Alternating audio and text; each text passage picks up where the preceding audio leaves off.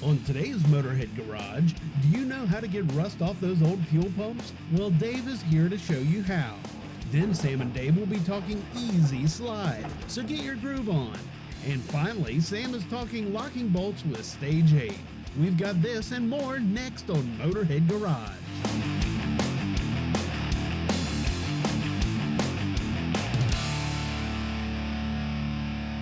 Hey, welcome to another edition of Motorhead Garage. Well, folks, you know, if you're into restoring old vehicles, you may find an old rust bucket like this laying around. And I'll tell you, time and water will dissolve about everything, as you can see with this truck.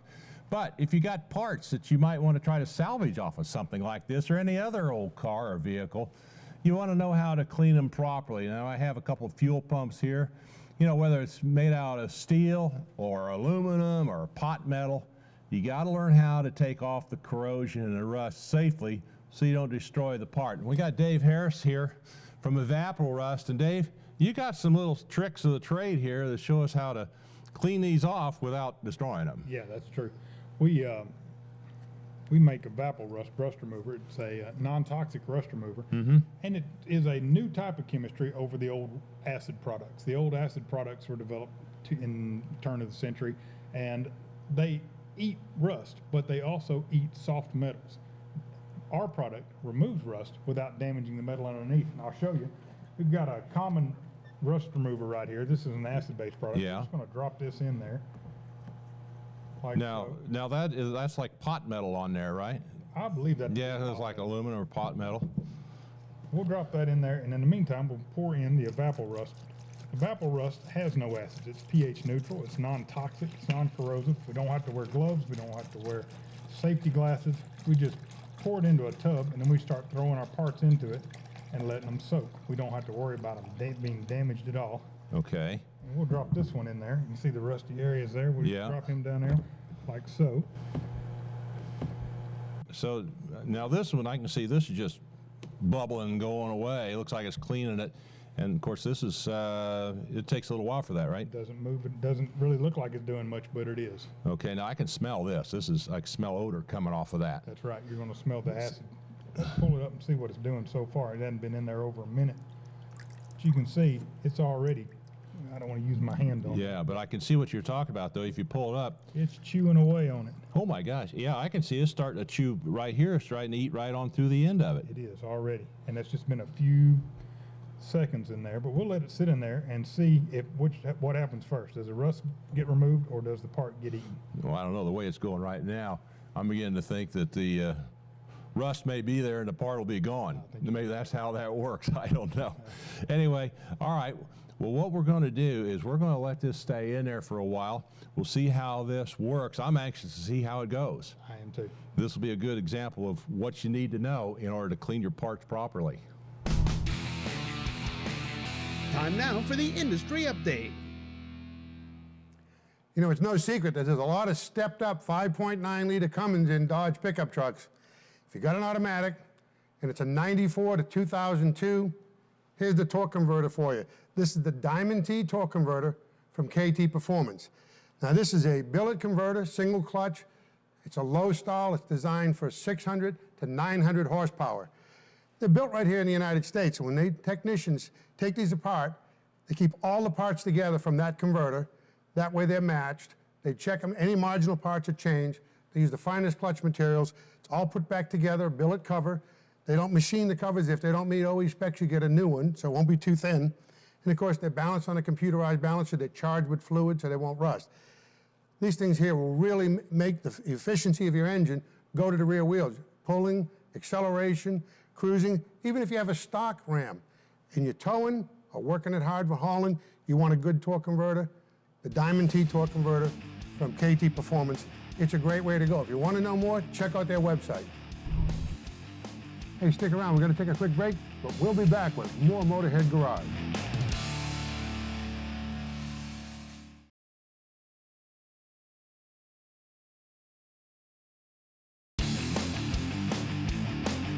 This edition of Motorhead Garage, presented by ARP, is being brought to you by Original Parts Group, the world's largest source for GMA body parts and accessories.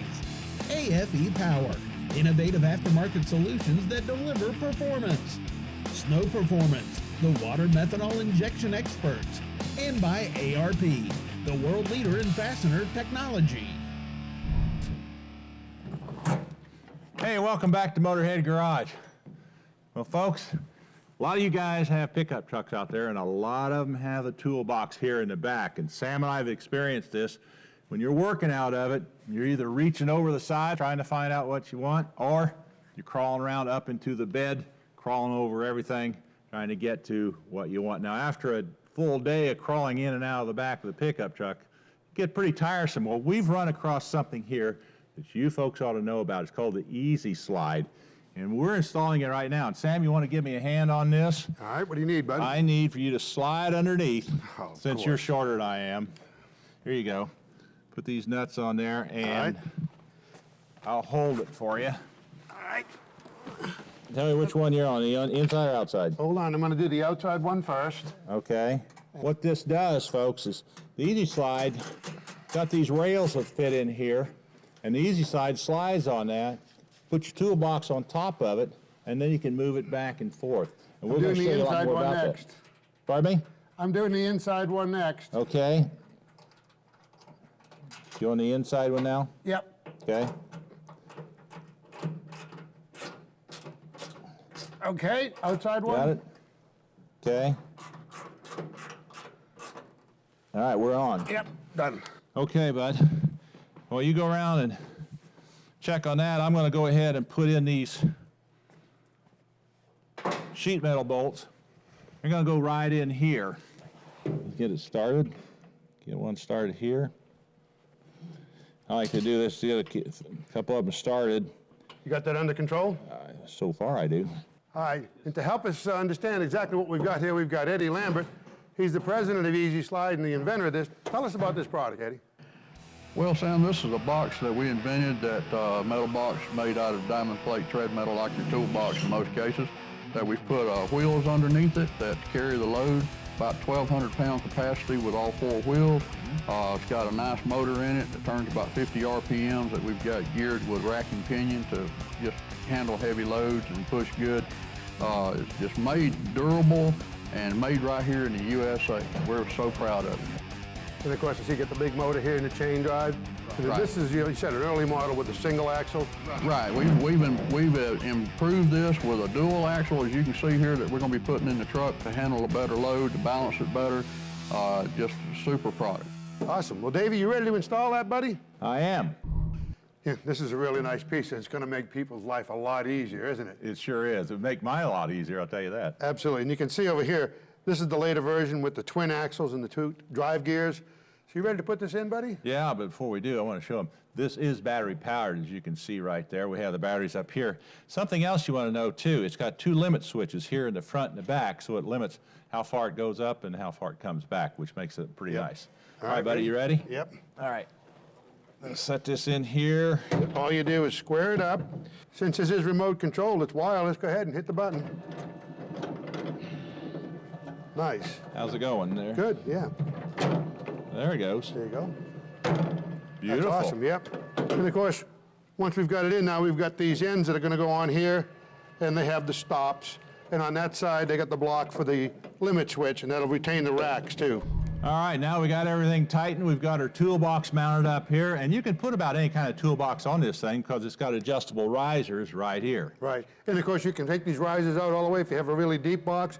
If you have a chest type that goes under the tonneau, it'll work on here. It's a really great product. It sure is, and of course, when you back it up, it's got a charging port here in the front of the bed. That'll keep your battery charged. And the question a lot of guys ask is, can I put a 4x8 sheet of plywood in there? Absolutely. Yep, fits between the rails. You're more likely to lock your toolbox, and when you're at the job site, it pop that little lid. There you go. You can reach in, get your skill saws, whatever you got in there, make yourself work a lot easier. All right, well, we're going to take a short break. When we come back, we got a lot more coming here on Motorhead Garage, so stick with us. Can I ride on that?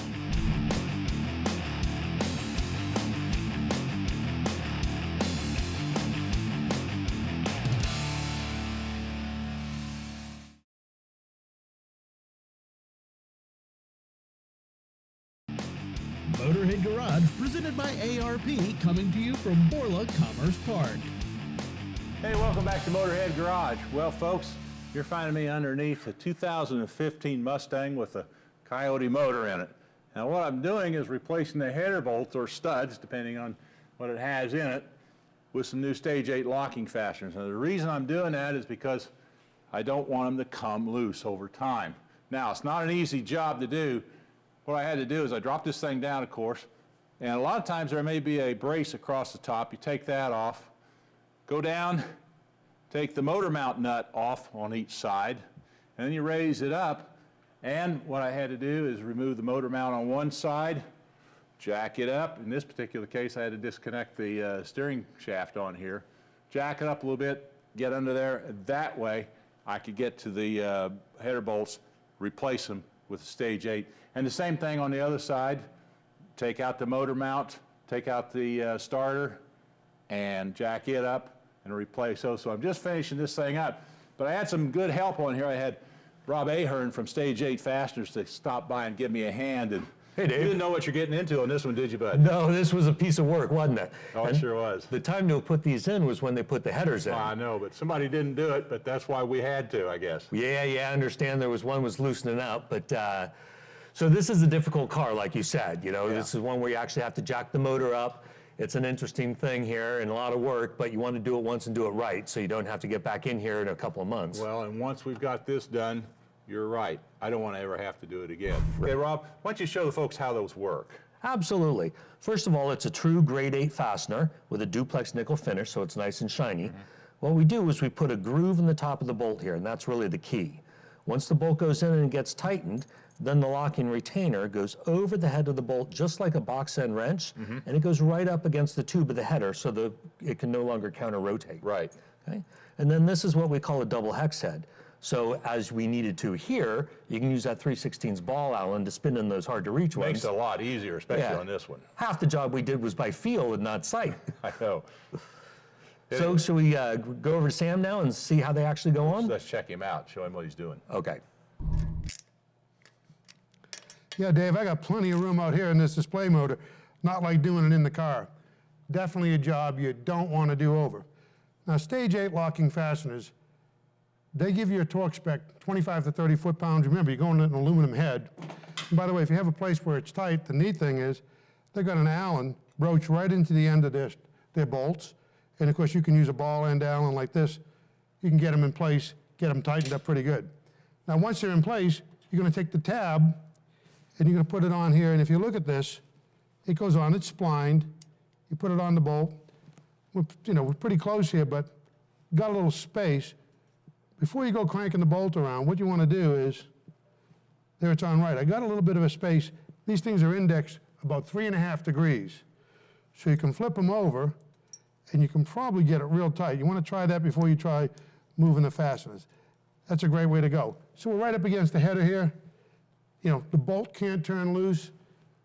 That little tab is held on by this E-ring. The easiest way to do these E-rings, slide it in the groove. Okay, it'll stay. Take a pair of needle nose pliers, put one end in the Allen socket, like that, the other end on top of it, go like that, bingo. There's nothing to it. You're not going to have your bolts, whether they be header bolt, pan bolts, whatever you're using, they are not going to back out. That'll make this job go nice. And we got these nice stainless steel headers on this injected Coyote motor. If you did this in the car, replace the header bolts or the header studs, whatever it came with, put your headers and new gaskets on, torque these down, put the Stage 8 locking fasteners in it. It makes a great job. I'll go ahead and do the rest of these, change these all out, put that on. When this engine goes in the car, they're not going to have a problem with that. We've got a lot more to come here at Motorhead Garage. We're going to take a quick break. When we come back, we're going to work on this turbo car with some more fasteners, so don't go away.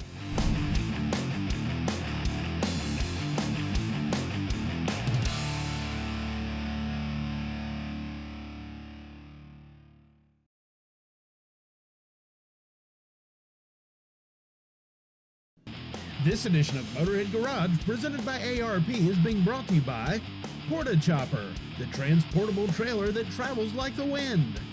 Clamp Tight, the clamp making tool. 4tire.com. In other words, we've got what you need. And by Evapo-Rust, super safe rust remover. These are really junk, aren't they? They are. Welcome back to Motorhead Garage. Well, Rob and I are under this little Honda Civic. This is a pretty neat little Civic. It's a 93 Civic SI, and it's got a little 1.6 liter in it, a 1.8 liter. 1.8 liter? Yep, turbocharged motor. It's a VTEC, twin cam, and it's got a pretty nice little turbocharger installation. I'll tell you, you know what impresses me is he's running 24.9 pounds of boost on this thing, bringing 450 horsepower to these wheels. Sam, can you believe that? And the CV axles live. He's got some specials in there. It's a pretty nice little car. I think he's told me he's doing 840 in the eighth. Yeah, 840 and an eighth of a mile. That's impressive. This is a nice car. You know, the kid put a lot of time and effort into this, but when he put his turbocharger onto the exhaust manifold, he just used some plain old grade 5 bolts, no coating on them, and of course they come loose, and then what happens is you start to burn the gasket, and then what happens? You got exhaust leaks, you're losing power, you got all kinds of issues there. Yeah, you're losing boost. So we're gonna put some stage 8 locking fasteners in here, but what's the difference between your turbo kit and your header kit? Well, the bolts for the turbo kit are very similar. They have a groove in the top. They work the same way. The real difference is in the locking retainer. We use 304 stainless, and we use 304 stainless for the E-clip as well. Now, the bolts are actually a 4140 chrome moly. They're nice and shiny because we spend a little bit of extra money to have them coated with a duplex nickel finish. They look nice and bright. Why do you do like a duplex nickel finish, whatever that is, over, let's just chroming them? Well, if you chrome a high carbon steel, you run into what's called hydrogen embrittlement, and you wreck the strength of the steel. It's the same thing that happened on the San Francisco Bay Bridge they just built. The steel rods snapped because they left them outside, they incurred hydrogen embrittlement from the rainwater, and the bolt snapped, and now they've got a $1 billion problem. It's the same reason you don't chrome a roll bar. That's It right, makes it that's brittle. right. All right, well, listen, I'm kind of tired of working here. Oh, sure, here it comes. By the way, what comes in the header kits? Aren't these stainless steel in the header kit? the header No, bolts? they're aluminum actually in the header kits. All right, well, let's go ahead. You do some work here. Let's go ahead and put this in. All right. I'll get it set up with a socket. Here, let me get that right there. And That's pretty nice. Got a little wobble drive for you. yeah, I like that. Now, do you guys recommend putting anti-seize compound on your bolts? Because since you're going to lock in faster, it's not coming out. It's not coming out. It helps it get in a lot easier. It gives you a better relationship between your torque and your clamp value. So yeah, we always recommend that. Great. You having trouble up there? You know what I could really use is a 7/16 flex socket. You have one of those around? Yeah, there's one right here. I don't know why you didn't grab that in the first place. Well, because I wasn't thinking straight, Sam, but we'll get it going. I got to break Dave in. Now I got to break you in. Come on. What is this? That working pretty good? Oh, much better. Look at that. And now, of course, you know, even on these this particular turbo kit, they have the Allen sockets. You can use the Allen wrench to get them started in tight places. Yeah, we actually designate that in our catalog. So anything that you see at DHH stands for double hex head. So you've got the external and the internal hex. Okay, on your 12 pointers, they don't have a hex? Not on the 12 points. And we make some bolts that are exotic materials where we don't do it on those either. Because of broaching it. Right. All right, so let's go ahead and put these in, and then we got to put, of course, Next up is the locking retainers. and here you go. I've got some long needle nose here with a angle on it. Does that work for you, Ben? That'll help. Now, when you put these on, you got to keep in mind lefty loosey, righty tighty. So you want to make sure they're on like that, preventing the counter rotation, as opposed to putting them on that way where they'll rotate a whole time around. Dave has to say that all the time. Lefty loosey, righty tighty, you know? There we go. And an easy way to put these on, let me hold that right there. All right. You come in here with these needle nose pliers. I'm sorry this is so long. It's the shortest pair of bent ones I've got. That's okay. I think we're going to be just fine here. Let me rotate that just a You hair. don't take my head off with them. You know, I used to struggle with those clips till you taught me that trick with the needle nose. That works so good. It does work real well. You know, give me the straight ones. Here you go. There we go. Much easier to handle. It is. There we go. See how that clips in? That's perfect. And it should spin freely like that. That way when it expands from the heat, it won't pop off. Absolutely. Well, it's going to make a big upgrade in this guy's turbo car. All we have to do now is put the other two in. We'll put a gasket on, put our downpipe, which has got a flex joint on it, put this together, and this little car will be great. Ready to get down the road. Right now, let's take a look and see what Davey's doing. Let's check out and see how our fuel pumps are coming. We wanted to get them all cleaned up from rust and corrosion, so let's see what's going on here. So David, we've had them in here for at least a recommended length of time. Right.